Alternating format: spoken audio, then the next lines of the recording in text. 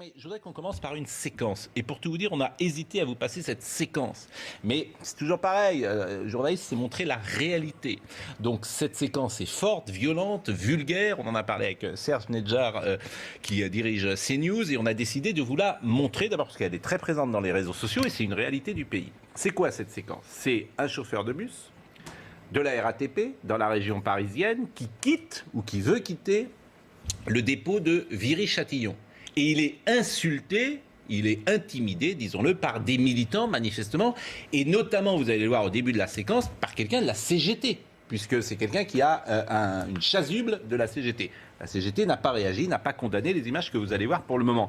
Mais ça montre, là encore, le climat qui existe aujourd'hui dans le pays, et pourquoi pas un climat de très grande violence qui arrive si ceux qui sont non grévistes sont attaqués par ceux qui sont grévistes. On peut préciser une toute petite chose. Vous la Dans le connaissez, collapse cette séquence parisien, la seule chose qui fonctionne à peu près, ce sont les bus. Oui. En gros, il y a un bus sur deux ou un peu plus d'un bus sur deux qui fonctionne. Bon. Alors que le métro, je rappelle que sur 14 lignes, il y en a 10 qui sont totalement à l'arrêt. Et donc, ça gêne la CGT qui a quelques bus qui passent. On va voir la séquence. On a baissé, pour tout vous dire, les insultes. On voit, on comprend. Les insultes sont d'une vulgarité terrible. Et c'est proprement, évidemment, scandaleux. Et vous me direz, parce qu'il y a quand même des policiers qui sont là, et je voudrais savoir si les policiers, est-ce qu'on leur demande, dans ces cas-là, d'intervenir ou pas. Voyez cette séquence.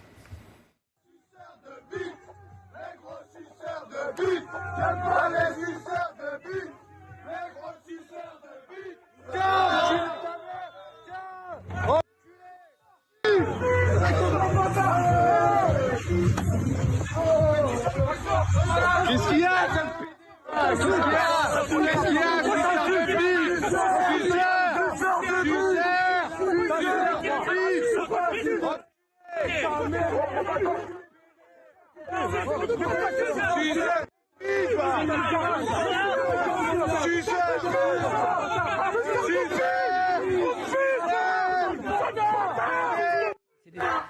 Bon, c'est une séquence à Viry-Châtillon. Moi, j'ai une question. On voit, il y a les policiers quand même qui sont là. Qui interviennent. Oui, mais ils interviennent. Mais par exemple, pour les insultes, tout ça, ils seront poursuivis, ces gens-là, ou on les laisse partir dans la nature, ou c'est impossible? C'est un climat assez tendu. Hein. Oui, c'est un climat assez tendu. Est-ce qu'à un moment donné, il faut les interpeller pour effectivement les poursuivre après pour propos insultants, grossiers, intimidation ou autre? Je crois que l'objectif à atteindre, là, c'est de calmer la situation, permettre aux chauffeurs de continuer sa mission à conduire son bus de RATP. Moi, je veux simplement revenir sur ce climat de violence. Oui. J'ai remarqué sur ce même plateau, dans une autre émission mardi soir, qu'on pouvait se féliciter du sérieux des services d'ordre, des confédérations et de l'excellentissime travail fait par les polices et les gendarmes pour maintenir ce cortège et isoler les Black Blocs. Ce que je fais là me fait craindre le pire. Parce que si, parmi aujourd'hui, on avait identifié Black Bloc, gilets jaunes radicalisés, égale violence. Si maintenant on a des représentants syndicaux ou des piquets de grève qui existent depuis la nuit des temps, mais qui se traduisent par des actes aussi violents, pour moi, attention, il y a danger. Ce n'est pas ça le syndicalisme, ce n'est pas ça la revendication. Je ne peux pas concevoir, il faut respecter bien évidemment, moi je suis dans l'action, donc il faut respecter ceux qui sont dans l'action, n'ayant pas le droit de grève. Si je l'avais, je serais certainement en grève aujourd'hui, mais je respecte aussi ceux qui ne souhaitent pas faire grève. C'est ça la démocratie, c'est ça la République. Et de telles attitudes, aujourd'hui, dévalorisent le mouvement social. Je suis d'accord avec vous, je voudrais qu'on écoute, parce qu'il n'y a pas de représentants syndicaux sur ce plateau. La majorité au sein du ministère de l'Intérieur, qui représente le plus fort taux de syndicalisation. Il n'y a pas de représentants syndicaux des transports sur ce plateau. Je vais laisser le ministère de l'Intérieur. Ce qu'il vient de dire est très important, c'est la profession où il y a le plus de syndiqués chez les policiers. Mais complètement, Voilà, 90% donc les syndicats chez les policiers, ça représente quelque chose. Et entre 80 et 87% de taux de syndicalisation. Je suis d'accord avec vous. Je suis pas d'accord. Non, mais je voudrais qu'on écoute. Je ne suis pas syndicaliste des transports.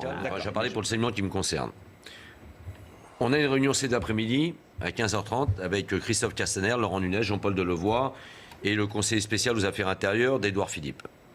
Il a quand même fallu qu'on rentre dans le bal de la contestation avec hier considéré 1200 à 1300 CRS qui n'étaient pas présents sur les rangs, et c'est renouvelé aujourd'hui, pour qu'on arrive in fine quand même à un début de négociation. 2 octobre, principal mot d'ordre, on veut maintenir le régime particulier des retraites des policiers.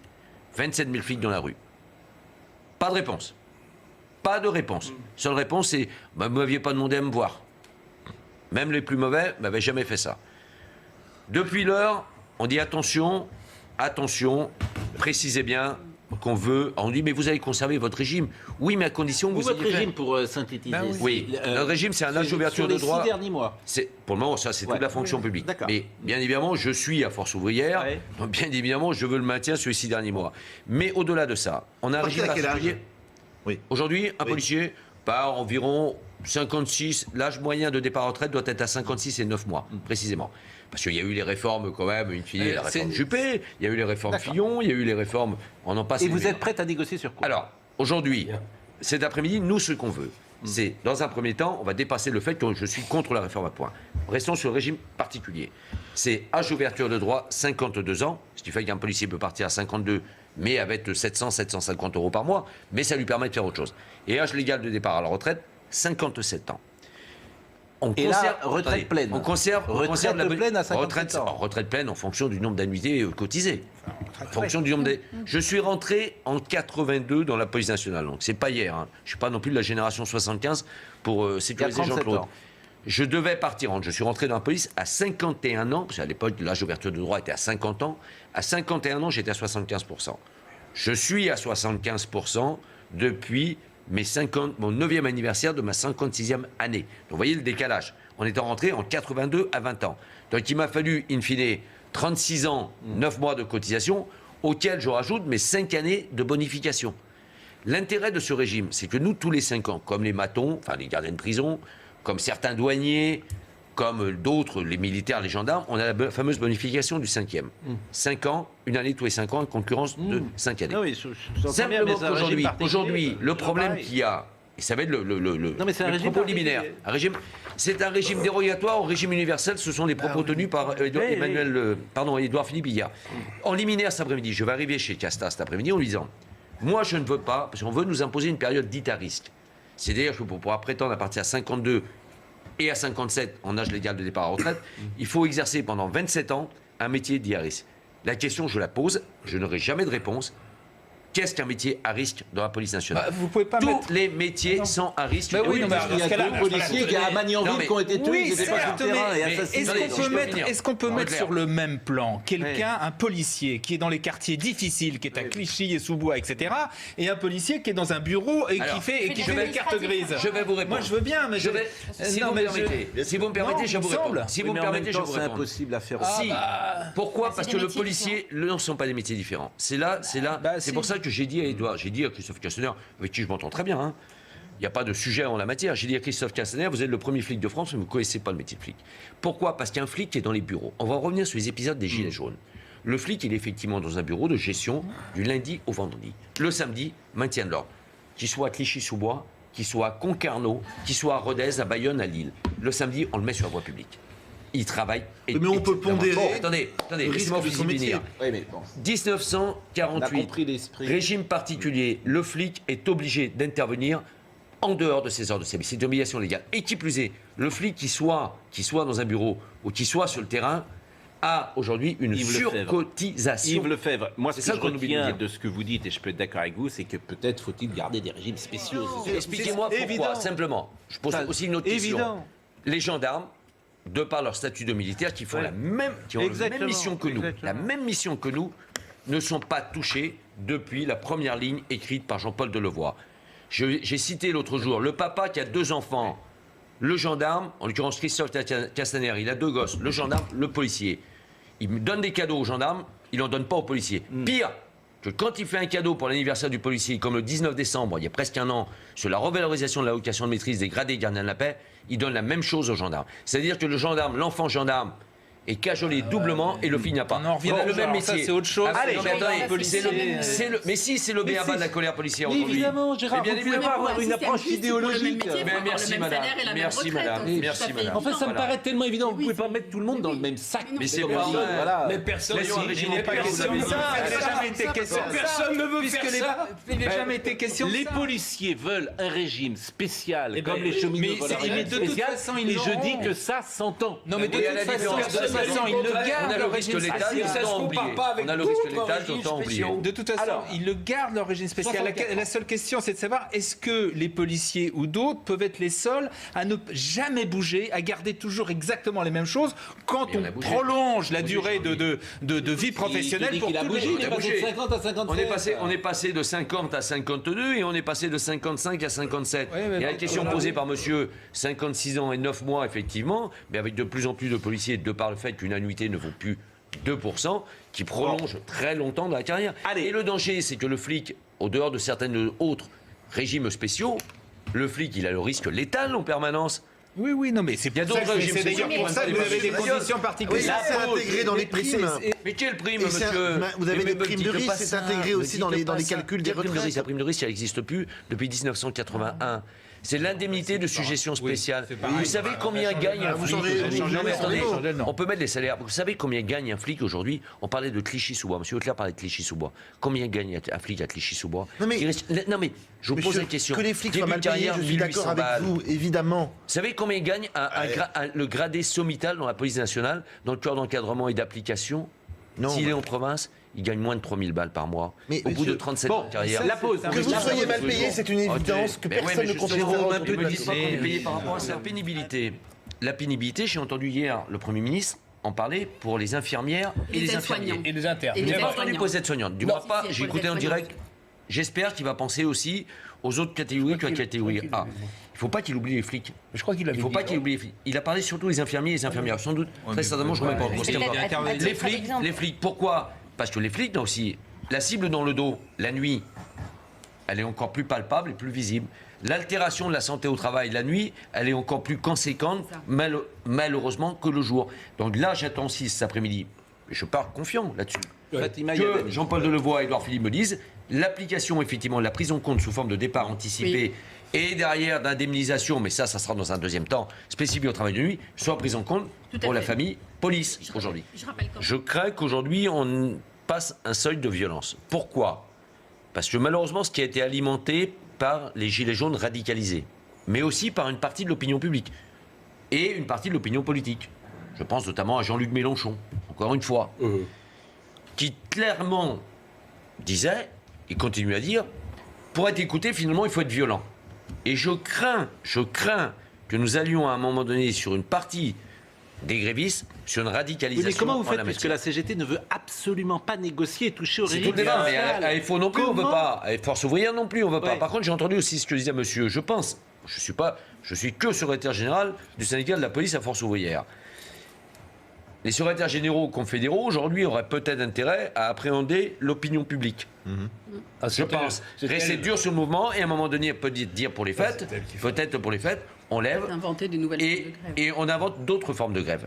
Ce qui avait été, la grève perlée à la SNCF n'a pas porté ses fruits. Mais aujourd'hui, moi, je suis toujours dans le mouvement pour ce qui concerne la police nationale. Je l'ai dit tout à l'heure, mais je vais le répéter, les CRS étaient en croix hier. Les commissariats sont activité uniquement sur appel d'urgence, de jour comme de nuit. Les collègues nuiteux, on semble-t-il, partout, il y avait des préfectures, des sous-préfectures, réveillaient les préfets, les sous-préfets au gyrophare de thon à 3h du matin, pour leur rappeler qu'ils avaient besoin de leur police aussi. C'est symbolique, mais on l'a fait. Mais là, cet après-midi, on a une négociation. Moi, je souhaite qu'on sorte avec des points acquis à l'issue de cette négociation. Ces points acquis vont contre la réforme du... Non, pas obligatoirement. Alors, donnez-nous un exemple concret. On revient simplement. Je suis prêt à avancer et à aménager le conflit social en disant quoi aujourd'hui? On retire la période dite missionnelle, donc les fameux 27 années où il faut être sur l'emploi. C'est-à-dire que Castaner me dit cet après-midi, Jean-Pierre Delevoye me disent, très bien, monsieur Lefebvre, tous les policiers pourront partir à 52 ou à 57. Comme c'était le cas aujourd'hui, comme c'est le cas pour Jean. Laissez-moi finir si j'ai pas. Ah oui, mais si je ne peux pas finir d'exposer ce que j'attends de cet après-midi. Deuxième point, que les clauses dites de pénibilité appliquées au milieu hospitalier le soient pour les policiers. Si on sort de là, je ne repartirai pas pour autant en disant vive la réforme, vive le régime universel. Mais là, c'est ce que j'appelle une position de syndicaliste réformiste. Si j'ai ça sur la table cet après-midi, on va adapter. Et qu'est-ce qui aura changé par rapport à votre système actuel? Il aura changé aujourd'hui par rapport à ce qu'on met sur la table. Aujourd'hui, j'en reviens à l'aspect missionnel. Mais qu'est-ce qui aura changé? Il y aura changé, si, il y a une chose qui va changer. Vous dites que vous êtes réformiste, qu'est-ce que vous aurez accepté comme réforme? Les réformistes, c'est proposer.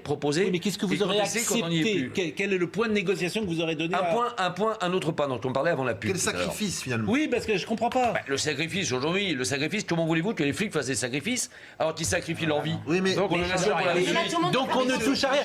Vous dites, non mais attendez, vous dites, aujourd'hui. quelles concessions vous ferez? Qu'est-ce que ça aura changé, le nouveau système? Ça change rien. Si, ça va changer. Si, non mais c'est là où Pascal, ce qui va changer, c'est que dans l'application de régime universel, dit retraite à points. Oui. On ne prendra plus les 6 derniers mois. Ah, ça, vous êtes prêt à l'accepter? Non, je ne suis pas prêt à l'accepter. Je suis pas prêt à l'accepter. Vous acceptez rien? Non, pour le moment, je n'accepte rien parce qu'on ne m'a pas fait de proposition. C'est forcément.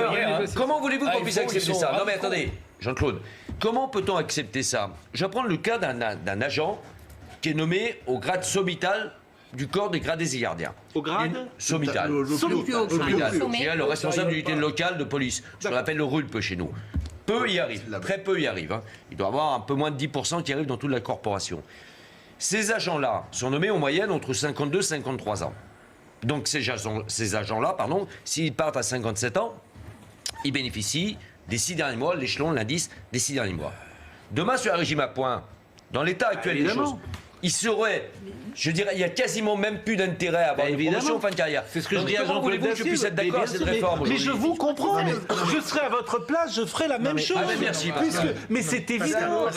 Mais il vient de prendre un exemple concret. Vous avez dit un truc. Il vient de prendre un exemple concret où si t'es flic, ta pension elle est plus basse quand tu pars à la retraite, bien évidemment, dans le nouveau système. Monsieur, vous avez dit un truc, pardon. Imaginons-nous à un moment donné que nous puissions être le réformiste, force ouvrière, parce qu'on n'est pas il y a certains trostos, un narco à force ouvrière. Non, mais... Moi, non, mais laissez-moi. Pardon, laissez-moi finir, juste pardon, monsieur. On arrive, on fait des propositions. Aujourd'hui, si on me dit, ben non, finalement, ça va être circulé, il n'y a rien à voir. J'ai ok, très bien, comme je l'ai dit à Christophe Castaner, à ce moment-là, vous nous retirez les obligations d'intervenir en dehors des heures de service. Vous nous retirez la surcotisation, qui est le cas aujourd'hui. Vous nous retirez le fait que nous soyons contraints d'intervenir de jour comme de nuit en permanence pendant et en dehors. Enfin, c'est les obligations de votre métier, pas monsieur. Non, monsieur, non. Quand vous rentrez dans la profession, vous savez que vous avez ça à faire aussi, en plus. Et je vais plus loin, monsieur. Je vais plus loin. Le réformisme que j'incarne va dire cet après-midi, je lui ai déjà dit à Christophe Castaner, à ce moment-là, monsieur, si vous ne voulez pas un régime dérogatoire dans le régime universel pour les flics, qui n'ont pas le droit de grève, vous leur redonnez le droit de grève, monsieur. Ça peut faire partie, d'un aspect réformiste de la chose. Mais oui, monsieur. Mais monsieur, c'est pas une réforme. Oui, alors, Pascal, je le rejoins. Il y a les régimes spéciaux, et il y a les régimes spéciaux parmi les régimes spéciaux. La SNCF, je respecte le régime. La RATP, je respecte leur régime et je comprends qu'ils se battent pour le conserver. Mais eux ont le droit de grève. Oui, mais vous allez faire changer quoi? Mais ça change quoi? On peut pas faire rentrer tout le monde. Ça change quoi d'avoir le droit de grève? Vous plaisantez ou quoi? Non mais c'est pas ça que c'est pas avec ça que vous aurez une meilleure retraite. C'est pas avec ça que vous aurez de meilleurs revenus. Vous redonnez le droit de grève cet après-midi. Imaginons vous soyez Christophe Castaner. Vous me redonnez le droit de grève cet après-midi. Je peux vous assurer que le flic qui travaille de nuit pour 97 € l'heure. On va l'augmenter. François Fillon met en place ce qu'on appelle la retraite additionnelle en fonction publique en 2002-2003, après la retraite Fillon. 2003. Aujourd'hui, on cotise. On cotise pour des montants de primes qui sont assez conséquents dans la police nationale. Pour avoir une retraite in fine à 62 ans, de 60 €, plafonnée à 60 € par mois, quelles que soient toutes les primes. Allez, d'accord. Je montrerai le montant de primes que touche un policier sur Paris aujourd'hui. Musique, on met de la musique pour. Vous voyez, c'est ça le problème. Retrouvez toute notre actualité sur videopolice.com, la chaîne YouTube d'Unité SGP Police.